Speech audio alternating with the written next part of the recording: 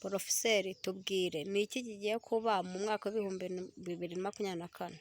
Muri uyu mwaka w'ibihumbi bibiri na makumyabiri na kane hagiye kuba ibintu bikomeye cyane ku isi, kubera ko muri uyu mwaka w'ibihumbi bibiri na makumyabiri na kane, icya mbere, perezida wa Amerika Joe Biden manda ye izaba irangiye. Hazaba imvururu nyinshi cyane muri Amerika kandi hazaba no kwigaragambya kw'abaturage. Muri uyu mwaka w'ibihumbi bibiri na makumyabiri na kane, perezida w'Uburusiya Vladimir Putin impanda ye izaba irangiye. Mu Burusiya nabwo hazaba intambara ikomeye cyane, hazaba n'imvururu nyinshi kubera ko manda ya perezida Vladimir Putin izaba irangiye.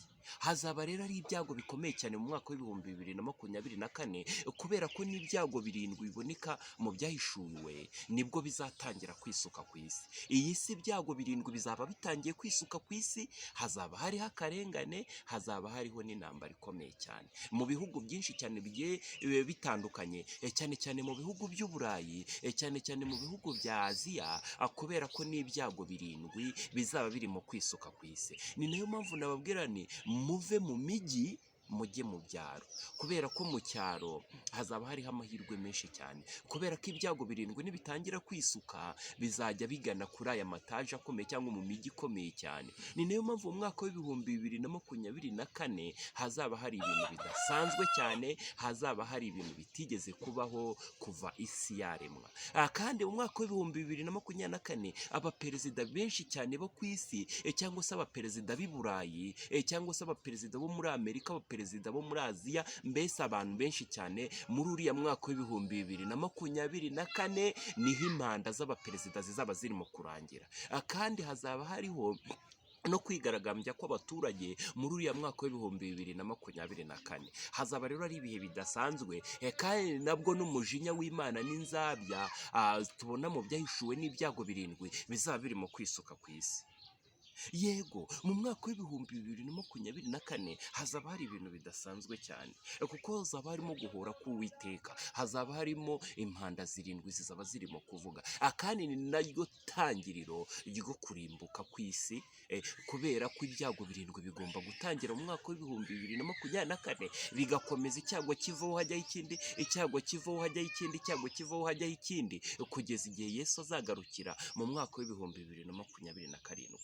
Icyago kigomba kuzajya kivaho hakajyaho ikindi. Murabizi yuko harimo ibyago bikomeye cyane, ngo marayika amenera urwabya mu zuba, ngo abantu bicwa n'izuba cyane ku isi. Uze kubisoma mu byahishuwe, aho marayika azamenera urwabya mu zuba, abantu bakicwa n'izuba cyane, abantu bakarwara ibiheri, abantu bakarwara ibisebe.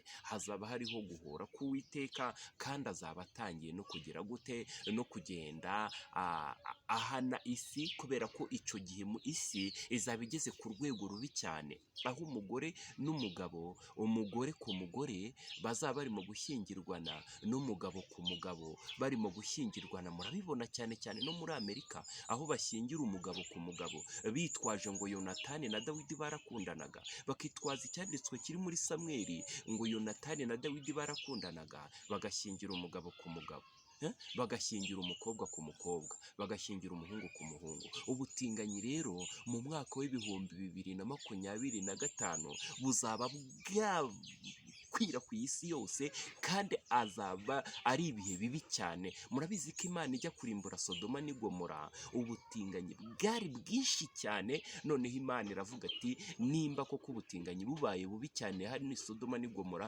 ngiye kuharimbura. Impamvu Imana yarimbuye Sodoma n'i Gomora nuko hari ubusambanyi bw'umugabo ku mugabo, n'ubusambanyi bw'umugore ku mugore, umukobwa ku mukobwa, umuhungu ku muhungu. Imana yarimbuye Sodoma n'i Gomora, nta kindi yahajijije ubutinganyi. Iyo ubutinganyi buzamutse bukaba bwinshi cyane bukagera mu matwi y'Imana, Imana iramanuka ikarimbura isi. Yego, mu mwaka w'ibihumbi bibiri na makumyabiri na kane rero ubutinganyi buzaba bwageze ku rwego rwo hejuru. Murabizi ko ubu ngubu abatinganyi basigaye bafite ibendera ry'amabara atandatu, ibendera ririho amabara atandatu, amabara ageze ku mubare wa Satani. Yego, kugira ngo Imana rero imanuka irimbura isi ni uko Imana izabona isi yose iriho icuraburindi. Kandi murabizi ko Bibiliya tubwira ati iyarimbuye Sodoma n'i Gomora ibajijije ubutinganyi, ni nako igiye kurimbura isi ya none. Igiye kuyirimbura rero iyijijije iki? Iyijijije ubutinganyi. Nk'uko Imana yarimbuye Sodoma n'i Gomora, ni nako igiye kurimbura iyi si yacu. Ni nayo mpamvu rero iyi si yacu irimo kugenda yandura cyane. Urabona hajeho ikoranabuhanga, hajeho ikoranabuhanga yuko iyi si yacu igomba kurimbuka kubera iri koranabuhanga, kubera ko barimo gufata intanga z'umugore bakazitera umugabo, umugabo nawe akabyara. Urumva ni ikoranabuhanga rikomeye cyane, aho umugabo asigaye agira gute? Asigaye abyara. Umugabo asigaye abyara, baramutera intanga z'umugore, ubundi umugabo nawe agatwita akabyara. Ni ibintu rero Imana idashaka. Ntabwo ibyo Imana ibikunda, ahubwo tuba twikururira kurimbuka kwihuse. Imana yagennye yuko umugore, Imana yateganyije ko umugore ariwe ugomba kubyara, ariko noneho ngo n'umugabo agomba kubyara. Urumva rero ni ukuvuga ngo iby'Imana yashyizeho tugomba kugenderaho, twe turimo kubikuraho tukishyiriraho ibyacu dukoresheje ikoranabuhanga. Imana rero igiye kuturimbura, kandi ikaturimbura vuba cyane byihuse. Yego, tuvuye mu mwaka w'ibihumbi, ni ukuvuga muri uyu mwaka w'ibihumbi 2024, ni ibintu bikakaye cyane bigomba kubamo, kubera yuko ni nabwo ibyago 7 bizatangira kwisuka. Kandi amateka atubwira yuko ibyago 7 bigomba kumanuka, hakagenda haza kimwe, hakaza ikindi, hakaza ikindi, noneho icyago cya nyuma nicyo Yesu Kristo azaziramo. Nicyo Yesu azamanukana n'abamarayika, bakaza bagakuraho ubwami bwa Antikirisitu, nk'uko tubibona muri Daniyeli 2, rya buye rizamanuka rigasenya igishushanyo cya Nebukadinezari, iryo buye rikakura rikagara ku isi.